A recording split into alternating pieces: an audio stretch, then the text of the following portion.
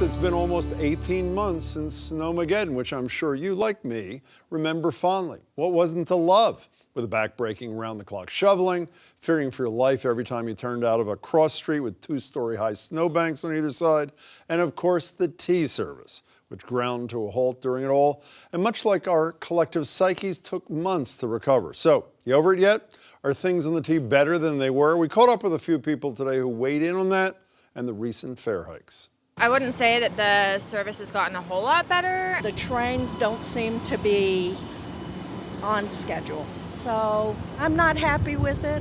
I'm not happy that there are fare hikes to justify whatever they're not doing. So I'm not as happy with the tea as I'd like to be, and I take it all the time. To be honest, I haven't really noticed a difference at all, and we're paying more, and it still takes me like an hour to an hour and 15 minutes to get like across the city, which is a little ridiculous. And it's at the point where like if I have an Uber pool pass, I'm probably just gonna buy that and stop taking the tea. That last statement may not be the best news for my guest. Joining me now is acting MBTA General Manager and Chief Administrator. He's smiling, Brian Shortsleeve. Brian, it's great to see you. Thanks so much for being here. Thanks for having me on. I'm guessing that there's a joke in your office that says something like, what's the difference between an acting GM of the T and a masochist? And the answer is nothing. Why'd you agree to do this job? I mean, the Chief Administrator first a year ago. Why would you do this? Well, look, the T's got a ton of challenges. I ride the commuter rail myself. I feel the agony of those riders. I know we got to do a lot better, but this is a critical part of our local economy. For Governor Baker, getting the T working again is critically important. So I'm having a lot of fun working with a team there that's totally committed to making this system work better for our riders. $5 billion in debt, $7 billion the postponed maintenance. I mean, it's miles of problems. So if you were one of those people and you ride Keolis, you ride the commuter rail, I read almost all the time, would you say, if you didn't know what you knew as an insider, I mean, you know this, late night tea, gone. On-time performance, not that much better. Fares are up, $66 million for Keolis, it's underperforming. Would you give a different answer as a rider than those people gave to our person out in the field? I know how tough it is for our riders, believe me. What I can tell our riders is we're every day working this system to improve it. We're investing a lot of capital. In the next 5 years, we'll double spending in vehicles and power and signals. And I think that'll really improve service for people. And what have you done in your first year that you think they should feel good about that they may not know about? Well, the T's got a lot of challenges. One of them is the service side of things, but there's also a big financial challenge. And over the past year, I've really been focused with our control board at getting the T's financial house in order, which is important long term. We finished this year with the lowest growth of operating expenses in T history. We cut the budget deficit in half. So we're taking steps to put the organization on a path of long-term stability, which I think in the long term, our riders will really notice. You know, my philosophy about how people view government, I don't know if you share this, is they often focus on the small things that they can understand. I include myself in that category, rather than the big picture. We read what in January, a couple of guys making 300 grand, 34, I think, making 200 grand or more.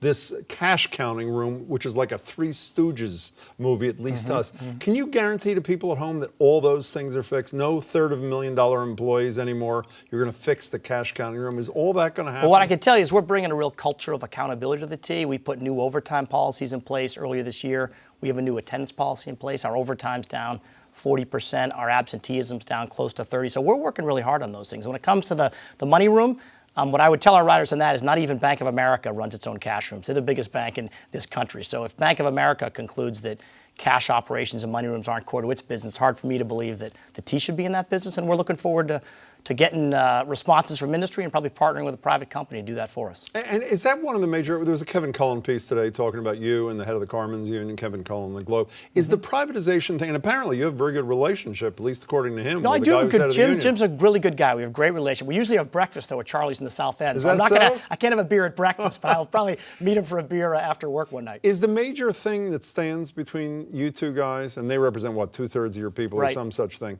is the major problem the privatization thing? I mean, it appears, at least from what I read, they're even willing to take less money if you drop this privatization thing that Governor Baker won from the legislature. Well, the Carmen's Union is our largest union. We'll pay them this year about $330 million in wages and benefits. So it's a big part of our cost structure. And I would say that I really commend Jim O'Brien and the union for coming forth with wage concessions, because I think that long term, to get the T on track financially, that's an important piece of it. There's a broader discussion, I think, when you look at our relationship with the Carmen's Union around work rule reform around the pension, which we've been talking about. But I look forward to a really constructive dialogue with the union over the coming months. Can you do what you want to do and what you agreed to do when you took this job without new money? I don't mean new money, but I mean like new tax revenues, new dough thrown into this multi-billion-dollar hole that you're trying to dig out of. Well, our goal is to get the T to balance its budget. The T hasn't done that in almost 10 years. This year we cut the budget deficit in half, and our goal by the end of this year is to continue to control our spending so that we balance the budget. Can you do it without new money? I think we can do the operating side of it. There's also the capital side of the budget, which is the investment in the system. And there we got a lot of support from the state. In fact, we didn't invest all the money we had from the state last year in the capital side. I mean, for Dante Ramos in the Globe just wrote about this, what he calls an obscure amendment that says would let cities and towns band together, I'm reading a quote, and ask voters for permission to levy new dedicated transportation taxes. Is that something you and the administration would support locally, not state tax increases, but allow local jurisdictions to raise taxes and target it to transportation? Well, there's a version of that actually with the Green Line extension, where Somerville and Cambridge have both stepped forward with cash to support that. Grants, right? Support that program. Yeah. So look, I think we're very open to different ways of funding the T. But the most important thing for the T is getting our capital delivery programs working so that we can fix the system, because that's the priority. You come back in a year, hopefully you come back a lot. Yeah. Before you come back in a year, what are you going to be able to say to those people, and that person on the street thing is better, that is tangible, so they're going to have better responses? What do you think is going to happen? The service is going to improve. We're working extremely hard on it. This winter,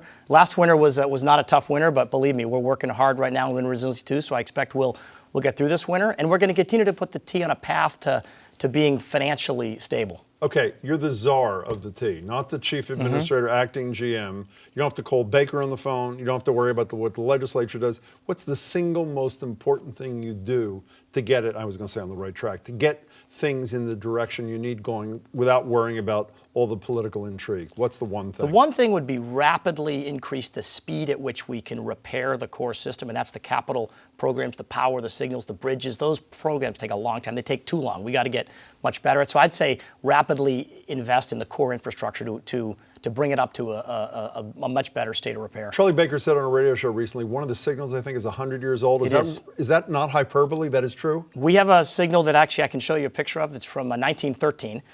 We've got power lines that are 50 years old. So big investment in that core infrastructure is I think what our riders would feel. Can't believe you smile. You're incredible. Brian, it's a pleasure to see you. Thanks for having me, Jim. So I'm a big fan. I appreciate you. Oh, very nice. Thank you. Good to see you.